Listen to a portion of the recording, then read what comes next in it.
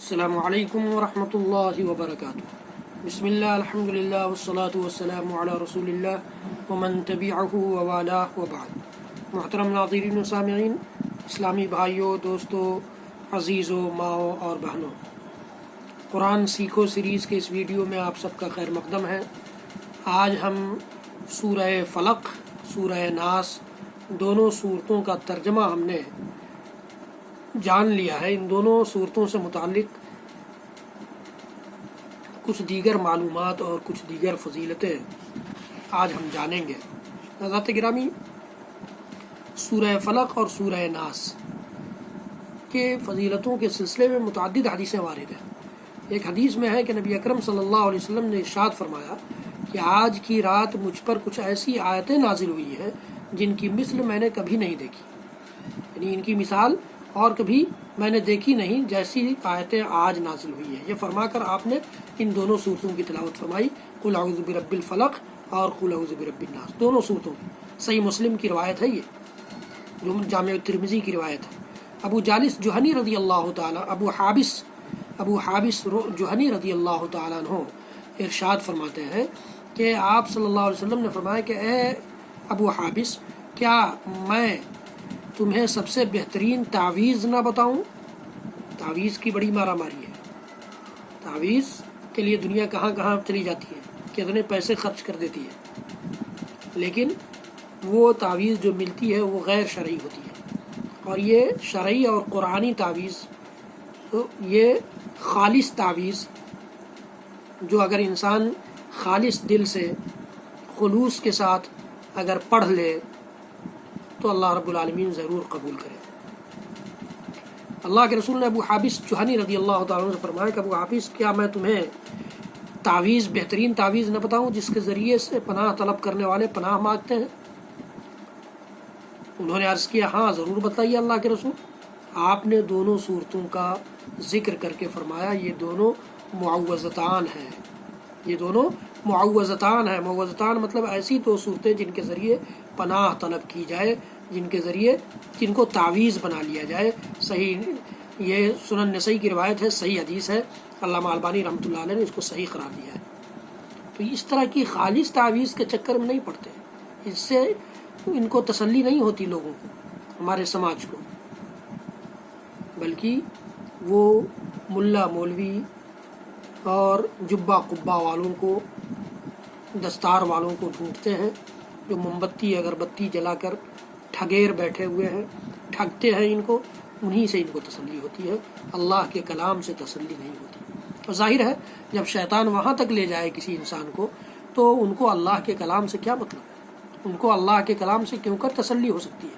تو یہ اللہ کے نبی صلی اللہ علیہ وسلم نے ان دونوں صورتوں سے متعلق ارشاد فرمایا۔ نبی صلی اللہ علیہ وسلم انسانوں اور جنوں کی نظر سے پناہ مانگا کرتے تھے۔ جب یہ دونوں صورتیں نازل ہو گئیں تو آپ نے ان کے پڑھنے کو معمول بنا لیا۔ پھر اس کے بعد آپ جنوں اور انسانوں کے شر سے پناہ نہیں مانگتے، انہی دو صورتوں کو پڑھ لیا کرتے تھے۔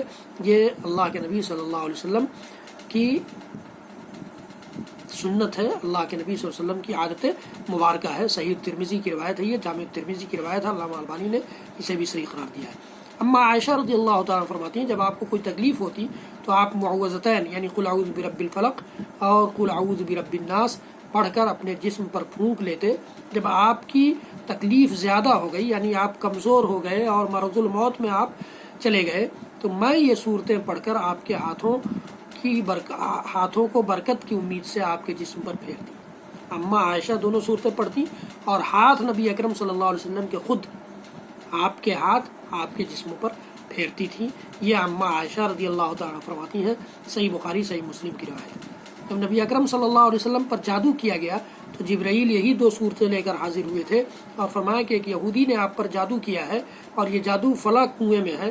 آپ نے حضرت علی کو بھیج کر اسے منگوایا۔ یہ ایک کنگھی کے دندانوں اور بالوں کے ساتھ ایک تانت کے اندر دونوں 11 گرہیں پڑی ہوئی تھی اور موم کا ایک پتلا تھا جس میں سوئیاں چبھوئی ہوئی تھیں۔ جبرائیل کے حکم کے مطابق آپ ان دونوں صورتوں میں سے ایک ایک آیت پڑھتے جاتے اور گرہ کھلتی جاتی اور سوئی نکلتی جاتی۔ خاتمے تک پہنچتے پہنچتے ساری گرہیں بھی کھل گئیں اور سوئیاں بھی نکل گئیں اور آپ اس طرح صحیح ہو گئے جیسے کوئی شخص جکڑ بندی سے آزاد ہو جائے. جکڑے ہوئے کسی زنجیر میں جکڑا ہوا ہو انسان اس سے آزاد جیسے ہو جاتا ہے، ویسے یہ صحیح بخاری کی حدیث ہے، صحیح مسلم کی حدیث ہے.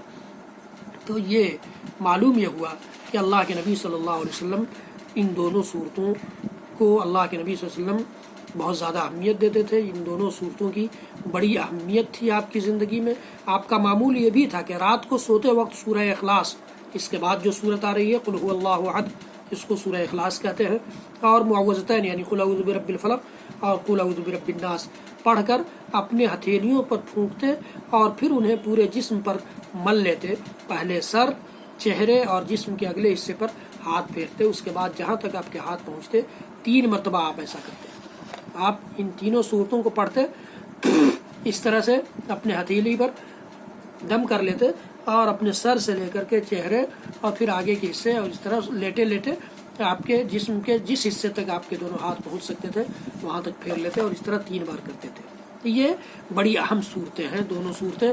ان سے ہم فائدہ اٹھائیں. اپنے بچوں کو بھی دم کرنا ہو تو بھی، اپنے آپ کو دم کرنا ہو تو بھی، کسی اور کو دم کرنا ہو تو بھی، یہی 2 صورتیں تعویذ ہیں.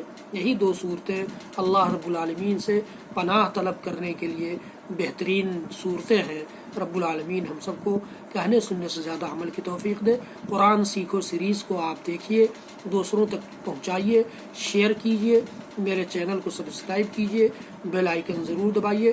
آئندہ سورہ اخلاص کی ترجمے اور اس سے متعلق معلومات کے لیے تیار رہیے. رب العالمین ہم سب کو کہنے سننے سے زیادہ عمل کی توفیق دے، قرآن سیکھنے اور قرآن سکھانے والوں میں سے بنائے. وصلی اللہ تعالی علی نبینا محمد وعلی آلہ وصحبہ وسلم. سبحان ربک رب العزۃ عما یصفون وسلام علی المرسلین والحمد للہ رب العالمین. والسلام علیکم ورحمۃ اللہ وبرکاتہ.